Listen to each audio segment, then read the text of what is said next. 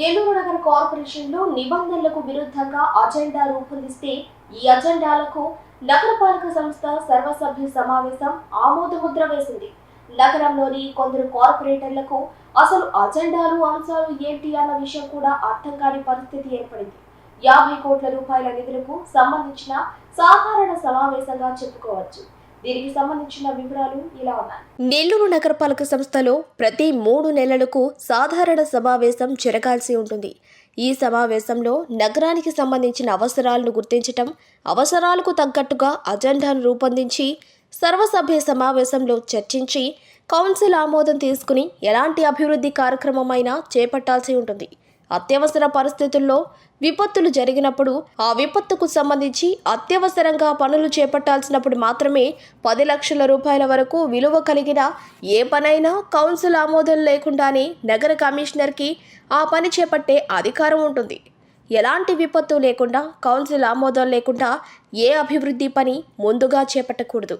అయితే నెల్లూరు నగర కార్పొరేషన్లో 54 మందిని వివిధ డివిజన్లలో కార్పొరేటర్లను ఎన్నుకుంటే ఆ కార్పొరేటర్లతో అవసరం లేకుండానే నగర కమిషనర్ సుమారు 50 కోట్ల రూపాయల పనులు కౌన్సిల్ అనుమతి లేకుండానే చేపట్టి శంకుస్థాపనలు ప్రారంభాలు చేసి ఆ తరువాత కౌన్సిల్ ఆమోదానికి తీసుకురావటం అంటే మున్సిపల్ చట్టాన్ని, భారత రాజ్యాంగాన్ని అపహాస్యం చేయటమే అవుతుంది. ఎలాంటి విపత్తు లేకుండా నగరపాలక సంస్థలో సుమారు 50 కోట్ల రూపాయల పనులు ఆమోదం పొందాయి. వీటి ఆమోదం కోసం ప్రజాప్రతినిధులుగా ఎన్నుకోబడ్డ కార్పొరేటర్లు పడ్డ తపన చూస్తుంటే వీరు నగర కార్పొరేటర్లా, వీరినా మనం ఎన్నుకున్నది అన్న ప్రశ్న ప్రజల్లో ఉత్పన్నమవుతుంది. నెల్లూరు మున్సిపల్ కౌన్సిల్ సమావేశం జరిగింది. ఆ సమావేశంలో మాకు ఇచ్చిన మెయిన్ అజెండాలో 68 ఐటమ్స్ ఉంటే దానిలో 60 ఐటమ్స్ ఇన్ యాంటిసిపేషన్, అంటే ముందు అనుమతులు అంటారు. దాన్ని ముందు అనుమతులు ఇచ్చేసి ఆ పని చేయించేసి తర్వాత రాటిఫై చేస్తారనమాట కౌన్సిల్లో. ఇదేంటంటే ఒక కార్పొరేటర్లకి కౌన్సిల్కి గౌరవం లేకుండా చేయడం. ఈ కౌన్సిల్కి గౌరవం లేకుండా ముందు అనుమతులు తీసుకొని ఇన్ యాంటిసిపేషన్ తీసుకొని దాన్ని రాటిఫై చేయడం అంటే కౌన్సిల్ని గౌరవించి గౌరవం పోగొట్టడమే. కౌన్సిల్ని కానీ కార్పొరేటర్ని కానీ గౌరవం పోగొట్టడం. ఎందుకంటే 10 లక్షలకు మించి 10 లక్షల లోపల కమిషనర్ గారు అనుమతి ఇవ్వచ్చు. 10 లక్షల లోపల. 10 లక్షలకు మించి ఏ వర్క్ అయినా కూడా కౌన్సిల్ అనుమతి తీసుకోవాలి. కౌన్సిల్ అనుమతి తీసుకోకుండా దగ్గర 200 కోట్ల వర్కులకి ఇన్ యాంటిసిపేషన్ పెట్టి రాటిఫికేషన్ తీసుకోవడం అంటే కౌన్సిల్ని కానీ ఎన్నిక కాబడిన కార్పొరేటర్లు కానీ అవమానించడం అనే విషయం అన్నమాట. దాన్ని నేను ఈరోజు ఎత్తి చూపాను.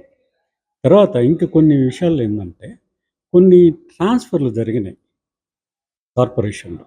ఆ ట్రాన్స్ఫర్లు ఒక రూల్ ప్రకారం పోలా. కార్పొరేషన్లో మెయిన్గా 3 పెద్ద పోస్టులు ఉన్నాయి. ఒక మేనేజరు, 2 ఆర్ఓలు ఉంటారు. ఆ 3 పోస్టులు ఇప్పుడు ఒక సూపరింటెండెంట్ క్యాడర్ వ్యక్తి 3 పోస్టులని పోషిస్తున్నాడు. ఆర్ఓలు అంటే సెక్షన్ హెడ్లు ఉంటారు. సెక్షన్ హెడ్ల కింద సూపరింటెండెంట్ ఉంటాడు. అట్లాంటి సూపరింటెండెంట్ ఇప్పుడు 3 పోస్టులు చేస్తున్నారు.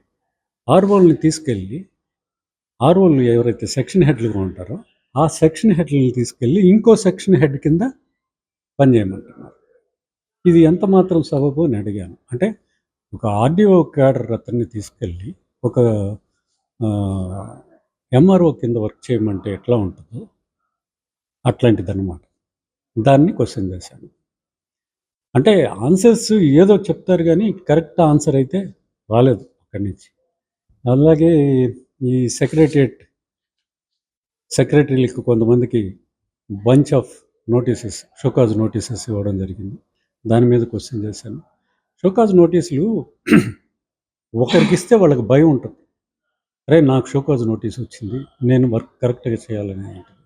అందరికీ షోకాజ్ నోటీసులు వస్తాయి, ఎవరికి భయం ఉంటుంది?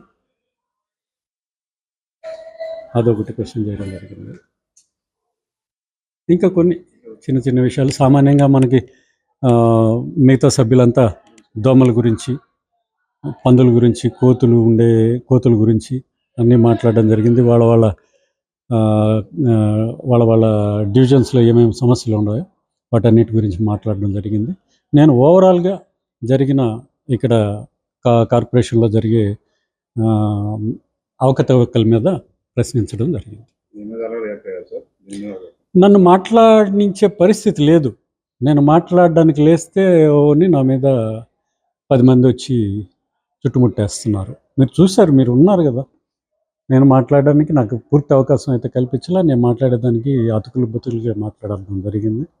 ఒకసారిగా నేను నన్ను మాట్లాడించే పరిస్థితి లేదు. నేను లేస్తే మిగతా 10 మంది లేస్తున్నారు. వాళ్ళు 10 మంది కూర్చున్న తర్వాత నేను లేచినా కూడా నన్ను మళ్ళీ ఇంకెవరో ఒకరు లేస్తారు. నాకు మాట్లాడేదానికి అవకాశం చాలా తక్కువగా వస్తుంది. నెల్లూరు నగర కార్పొరేషన్లో చేసిన పనులకు బిల్లులు చేసుకోవటంలో ఉన్న శ్రద్ధ, కార్పొరేటర్లుగా ఎన్నిక కాబడిన వారి హక్కులు, నిబంధనలు రాజ్యాంగబద్ధంగా నడుచుకోవాలన్న ఆశయ లోపం కనిపిస్తోంది. మున్సిపల్ చట్టాన్ని గురించి వైఎస్ఆర్సీపీ కార్పొరేటర్లు మాట్లాడుతుంటే ఇది ఎవరి కోసం మాట్లాడుతున్నారన్న అంశాన్ని పూర్తిగా పక్కన పెట్టి వైఎస్ఆర్సీపీ కార్పొరేటర్ మాట్లాడుతున్నారు.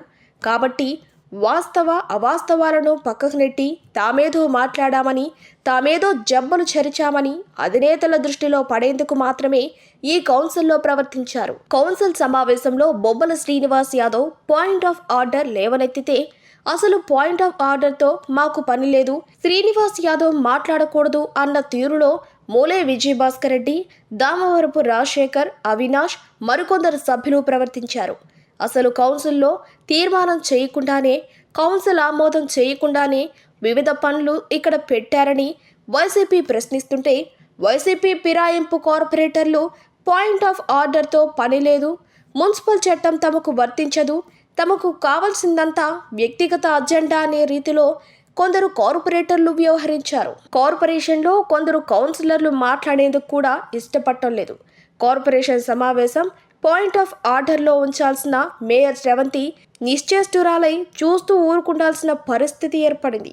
నగర కార్పొరేషన్ సమావేశం కొన్ని సందర్భాల్లో చేపల మార్కెట్ను తలపించింది. ఇప్పటికైనా నగర కార్పొరేషన్ కౌన్సిలర్ల మనోభావాలకు వ్యతిరేకంగా, చట్టానికి విరుద్ధంగా అజెండాలు రూపొందిస్తున్న వారిపై చర్యలు తీసుకోవాల్సిన అవసరం ఉంది. కార్పొరేటర్లు కార్పొరేషన్ స్థాయిని పెంచాలే తప్ప చేపల మార్కెట్లా వ్యవహరించటం అంత సమంజసం అనిపించుకోదు.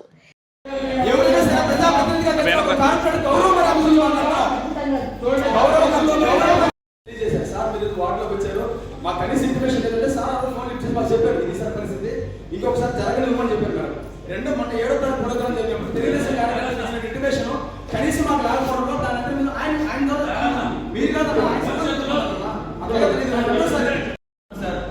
వైఎస్ఆర్ కాంగ్రెస్ పార్టీ నాయకులకి డైరెక్ట్ గా కానీ ఒక పని కూడా చేయొద్దు అని అన్నారు సార్. దాన్ని ఏమైనా ఆదర్శంగా తీసుకొని మీరు ఏమైనా చేశారన్నది ఒక ప్రశ్న సార్.